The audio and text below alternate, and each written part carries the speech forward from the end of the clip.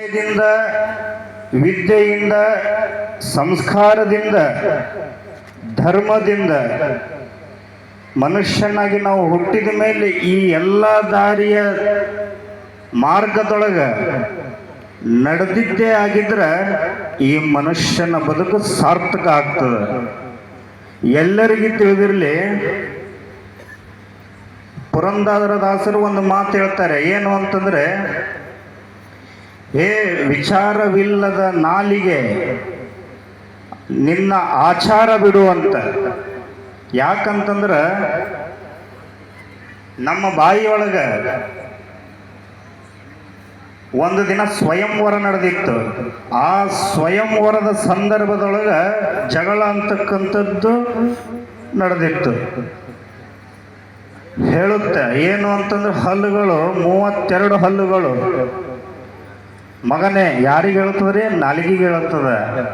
ಮಗನೇ ಇರೋವ್ನಿ ಒಬ್ಬವನೇ ಅದಿ, ಇರೋವ್ನಿ ಒಬ್ಬವನೇ ಅದಿ, ಎಲ್ಲಿದ್ದಿ ಅಲ್ಲಿ ಸುಮ್ಮಿರು. ಇಲ್ಲ ಅಂತಂದ್ರೆ ಹೊರಗೆ ಬಂದಿ ಅಂತಂದ್ರೆ ನಿನಗೆ ಸಣ್ಣ ಸಣ್ಣ ಕಡಿತೀವಿ ಅಂತ 32 ಹಲ್ಲ ನಮ್ಮ ಒಳಗಿನ ನಾಲಿಗೆಗೆ ಹೇಳ್ತದಂತ. ಅವಾಗ ನಾಲಿಗೆ ಹೇಳ್ತದ, ನೀವು 32 ಜನ ಇದ್ದೀರಿ ಖರೆ ಅದ, ನಾವು ಹೊರಗೆ ಬಂದೆ ಅಂತಂದ್ರೆ 32 ಜನನು ನೀವು ದಿಕ್ಕಿಗೊಬ್ಬರು ದೇಶಕ್ಕೊಬ್ಬರು ಹೋಗ್ತೀರ ಅಂತ ನಾಲಿಗೆ ಹೇಳ್ತದ. ಯಾಕಂತಂದ್ರೆ ಇದ್ರದ್ದು ಹೇಳೋ ತಾತ್ಪರ್ಯ ಏನು ಅಂತಂದ್ರೆ, ಶಾಪುರ್ ಮಾರ್ಗದೊಳಗೆ ಈ ಮುಡಬೋಳ ಗ್ರಾಮ ಅದ, ಅರಿವಿಲ್ಲದೆ ನಾವು ಇದು ನಮ್ಮೂರದ ಅಂತಕ್ಕಂಥದ್ದು ಮರೆತು ಶಾಪುರ್ ನಗರಕ್ಕೆ ಹೋದ್ವಿ ಅಂತಂದ್ರೆ ನಾವು ನಮ್ಮೂರಿಗೆ ಬರಲ್ಲ. ಅದೇ ಇವತ್ತು ಮಾತನಾಡುವಂತಹ ಸಂದರ್ಭದೊಳಗೆ ಏನೋ ಬಾಯಿ ತಪ್ಪಿ ಹೋಯ್ತು ಮಾತು ಅಂತಂದ್ರೆ ಹೋಗಿರುವಂತಹ ಮಾತು ವಾಪಸ್ ಬರೋದಿಲ್ಲ. ಅದಕ್ಕೆ ಮನುಷ್ಯರಾಗಿ ನಾವು ಹುಟ್ಟಬೇಕು ಅಂತಂದ್ರೆ ಪುಣ್ಯ ಪಡ್ಕೊಂಡು ಬಂದಿದ್ದೀವಿ.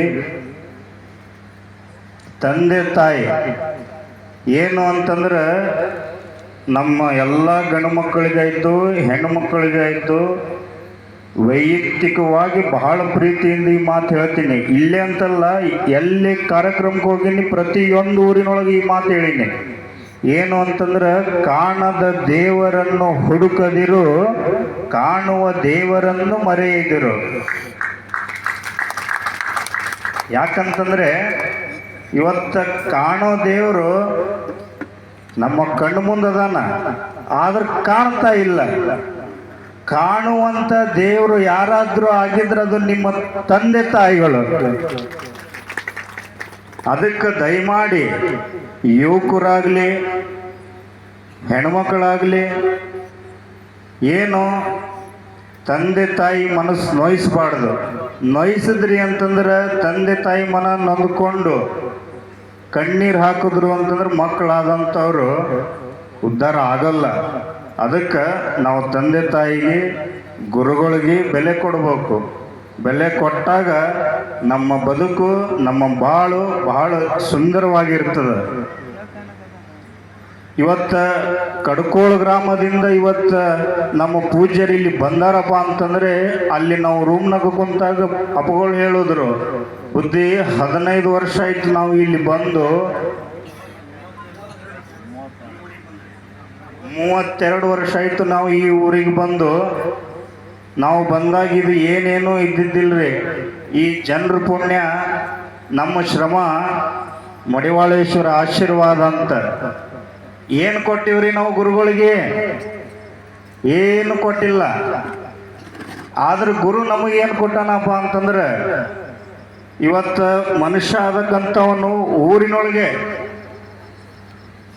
ಅಂತಸ್ತಿನ ಮೇಲೆ ಅಂತಸ್ತು, ಅಂತಸ್ತಿನ ಮೇಲೆ ಅಂತಸ್ತು, ಎತ್ತೆತ್ತರವಾಗಿ ಬಿಲ್ಡಿಂಗ್ಗೆ ಕಟ್ತಾನೆ ಹೊರತಾಗಿ ಮತ್ತೊಬ್ಬರಿಗೆ ಸಹಾಯ ಮಾಡಲ್ಲ.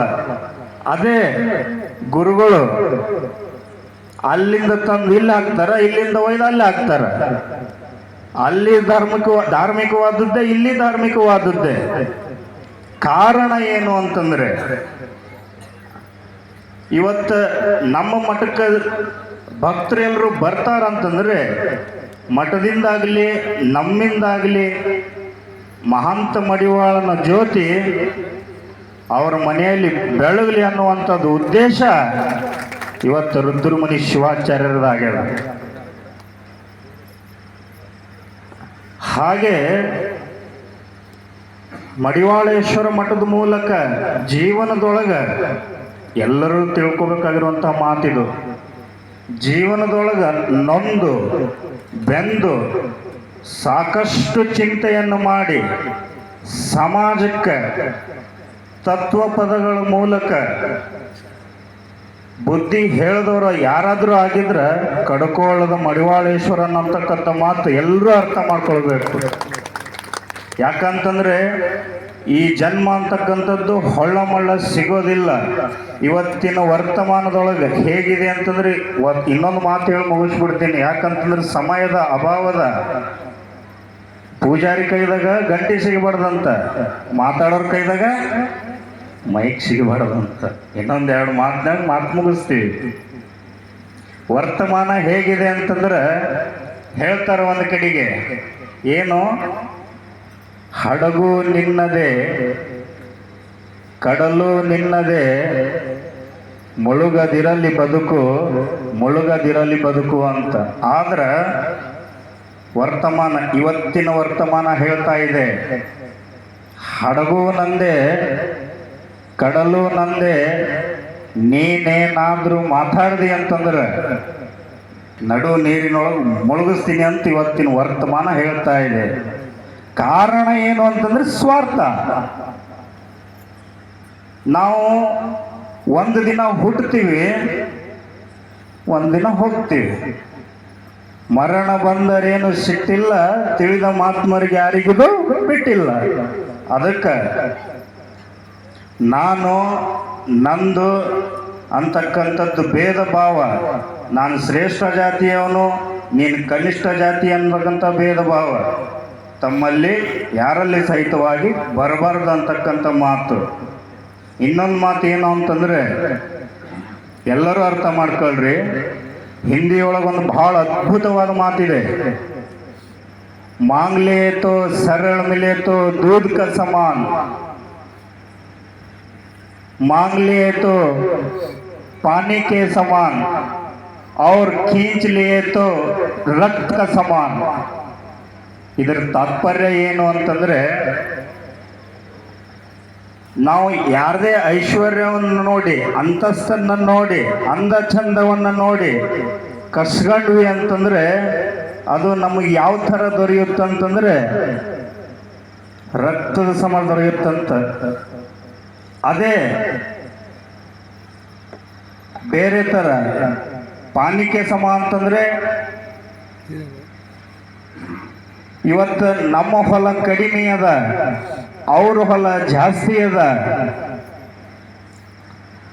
ನಮ್ಮದು ಇವತ್ತು ಸೈಕಲ್ ಅದ, ಅವ್ರದ್ದು ಇವತ್ತು ಕಾರ್ ಅದ. ಅದೆಲ್ಲನೂ ನಮ್ದಾಗಬೇಕು ಅಂತ ಆಸೆ ನಾವು ಪಟ್ಕೊಂಡು ಆಸೆಯಿಂದ ನಾವು ಕೇಳಿದ್ವಿ ಅಂತಂದ್ರೆ ಅಲ್ಲಿರ್ತಕ್ಕಂಥದ್ದು ನೀರಾಗಿ ಬರ್ತದೆ. ಇನ್ನೊಂದು ಮಾತು ಹೇಳಿದ್ವಲ್ಲ, ಮಾಂಗ್ಲಿ ಆಯ್ತು ಸರಳ ಮೇಲೆ ಆಯ್ತು ದೂದ್ಕ ಸಮಾನ. ಏನು ಅಂತಂದ್ರೆ ಎಲ್ಲರೂ ಪ್ರಾರ್ಥನಾ ಮಾಡ್ಕೊಳ್ರಿ.